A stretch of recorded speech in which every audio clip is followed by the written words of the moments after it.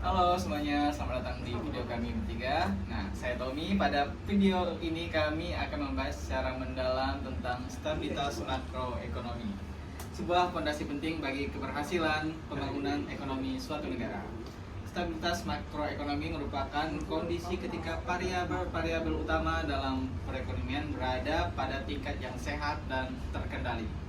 Variabel tersebut meliputi inflasi, nilai tukar, tingkat suku bunga, tingkat pengangguran, pertumbuhan ekonomi, hingga neraca perdagangan. Ketika suatu negara mampu menjaga indikator-indikator ini dalam keadaan stabil, maka perekonomian dapat bergerak secara efektif dan efisien. Dunia usaha dapat merencanakan produksi dan investasi dengan lebih percaya diri, pemerintah lebih mudah merancang kebijakan, dan masyarakat pun merasakan kehidupan ekonomi yang jauh lebih tenang. Stabilitas makro bukan hanya soal angka-angka ekonomi, tetapi juga berkaitan dengan rasa aman dan kepastian bagi seluruh pelaku ekonomi. Untuk memahami pentingnya stabilitas makro, kita bisa melihat berbagai contoh nyata dari negara di dunia. Negara yang memiliki stabilitas makro, baik seperti Singapura, Jerman, dan Kanada, dapat berkembang dengan pesat karena investor internasional merasa aman menanamkan modal di sana. Kesuksesan negara-negara ini tidak hanya berasal dari sumber daya alam atau letak geografis, tapi dari kemampuan mereka menjaga inflasi rendah, nilai tukar stabil, serta sistem keuangan yang kuat. Namun, ketika stabilitas makro terganggu, dampaknya sangat besar. Lihat saja Argentina yang sering mengalami krisis nilai tukar dan inflasi tinggi. Setiap beberapa tahun sekali, mata uang peso anjlok, sehingga harga kebutuhan pokok melonjak tajam. Kondisi ini serupa juga dialami Venezuela, di mana inflasi luar biasa tinggi menyebabkan harga pangan tak terjangkau. Bahkan masyarakat harus membawa uang dalam jumlah besar hanya untuk membeli bahan makanan. Contoh-contoh ini menunjukkan bahwa tanpa stabilitas makroekonomi, kehidupan sosial masyarakat pun ikut terguncang. Oleh karena itu, menjaga stabilitas makro merupakan tujuan utama pemerintahan dan bank sentral di seluruh dunia.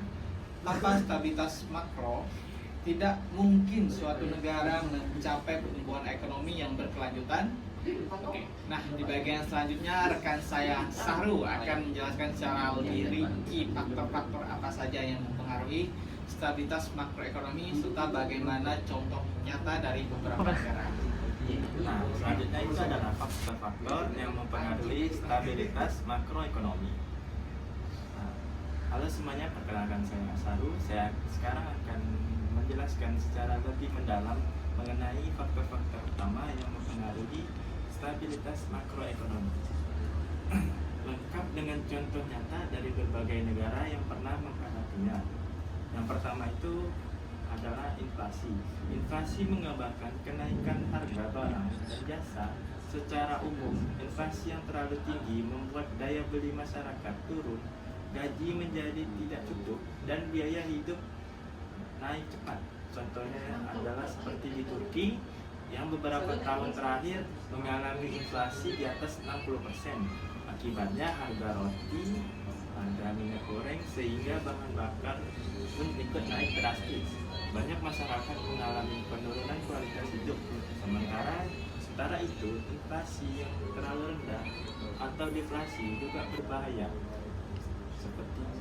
Contohnya itu seperti Jepang, negara yang bertahun-tahun mengalami deflasi membuat masyarakat menunda pembelian karena berharap harga turun lagi. Akibatnya, pertumbuhan ekonomi Jepang melambat dan sulit bangkit. Faktor yang kedua itu adalah nilai tukar atau kurs mata uang. Nah, kurs yang sering naik turun ini secara ekstrim membuat para pelaku usaha kesulitan menentukan harga impor dan ekspor. Negara seperti Argentina menjadi contoh buruk di mana peso mereka sering mengalami depresiasi besar dalam beberapa tahun terakhir ini. Nilai tukar peso jatuh hingga lebih dari 50% dalam satu tahun. Hal ini menyebabkan harga barang impor seperti obat-obatan dan minyak naik tajam, memicu krisis sosial. Sebaliknya, negara seperti Swiss memiliki mata uang yang kuat dan stabil.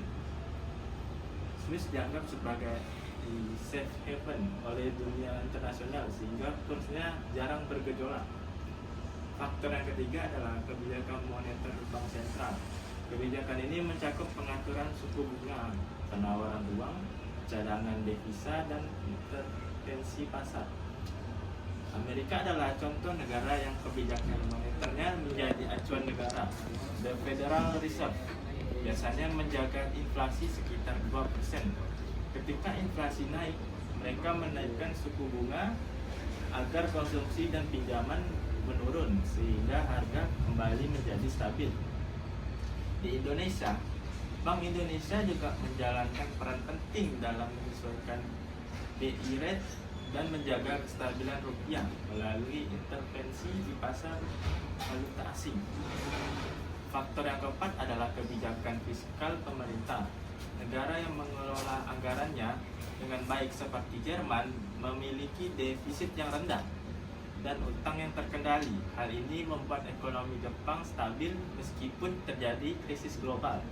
Sebaliknya, Yunani mengalami krisis utang besar pada tahun 2008 hingga tahun 2012 karena pemerintahnya terlalu banyak meminjam. Krisis ini menyebabkan tingkat pengangguran mencapai lebih dari 25% dan banyak layanan publik terhenti. Nah, faktor kelima yang terakhir adalah stabilitas politik dan keamanan. Politik yang tidak stabil membuat investor takut dan lebih memilih memindahkan modal ke negara yang lebih aman. Misalnya itu di negara Ukraina yang sebelum perang sudah mengalami ketidakpastian ekonomi. Dan setelah konflik pecah, pertumbuhan ekonominya itu anjlok sangat drastis. Sebaliknya, negara yang seperti Singapura memiliki kondisi politik yang stabil dan tata kelola pemerintah yang baik, sehingga mampu menarik investasi dan berbagai perusahaan global. Semua faktor ini saling berhubungan. Negara yang mampu mengelola inflasi, kurs, kebijakan moneter, fiskal, serta politik secara konsisten akan memiliki ekonomi kuat dan stabil. Oke, selanjutnya akan dibacakan oleh teman saya, Bobby Kurniawan. Baik, terima kasih Sarul. Saya Bobby. Saya akan menambahkan beberapa faktor penting lain yang juga mempengaruhi stabilitas makroekonomi, serta memberikan beberapa contoh tambahan dari berbagai negara.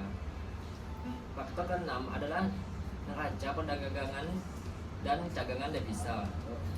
Negara dengan ekspor kuat dan cadangan devisa besar umumnya lebih mampu menghadapi tekanan ekonomi global. Contohnya adalah Tiongkok yang memiliki cadangan devisa terbesar di dunia. Dengan cadangan yang kuat, Tiongkok mampu menstabilkan mata uang mereka ketika terjadi tekanan dari luar negeri seperti perang dagang atau penurunan permintaan global. Di sisi lain, negara seperti Sri Lanka mengalami krisis besar pada tahun 2022 karena cadangan devisanya habis tanpa cadangan devisa. Mereka tidak mampu mengimpor bahan bakar, obat-obatan, dan kebutuhan pokok, sehingga negara mengalami krisis energi dan pangan yang sangat parah. Faktor yang ketujuh adalah stabilitas sektor perbankan dan keuangan. Sistem perbankan yang kuat memastikan bahwa kredit mengalir dengan baik kepada masyarakat dan dunia usaha. Nah, seperti Kanada menjadi salah satu contoh negara dengan sektor perbankan negara terbaik di dunia. Mereka jarang mengalami krisis keuangan seperti manajemen risiko yang kuat. Nah, karena regulasi, namun ketika sektor keuangan runtuh, dampaknya sangat besar. Contohnya adalah Lebanon yang mengalami kebutuhan perbankan hingga nilai mata uangnya turun dari 90%. Masyarakat tidak bisa mengambil tabungan mereka dan harga barang melonjak hingga berkali-kali lipat. Yang kedelapan adalah ketahanan negara terhadap goncangan global seperti krisis perang, pandemi, atau gejolak harga komoditas, contohnya saat pandemi COVID-19. Vietnam mampu menjaga stabilitas ekonomi lebih baik dibandingkan banyak negara lain karena respon pemerintah yang cepat, kebijakan fiskal yang terukur, dan kemampuan menjaga industri manufaktur tetap berjalan. Dari seluruh faktor ini, kita dapat menyimpulkan bahwa stabilitas makroekonomi adalah hasil dari kombinasi berbagai aspek kebijakan.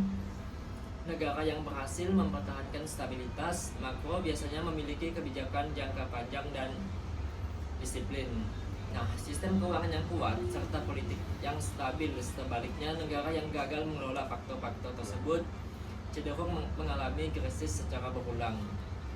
Dengan memahami faktor-faktor ini, kita bisa melihat bahwa kekuatan ekonomi suatu negara tidak hanya bergantung pada kekayaan alam, tetapi pada bagaimana negara tersebut mengelola kebijakan. Stabilitas makro adalah kunci utama menuju pembangunan yang berkelanjutan. Nah, terima kasih telah menonton video kami dan semoga penjelasan ini dapat membantu kita semua memahami dan mengenai pentingnya stabilitas makroekonomi. Saya Bobby, saya izin pamit. Sekian video dari kami bertiga. Terima kasih dan sampai jumpa di video selanjutnya. Ya.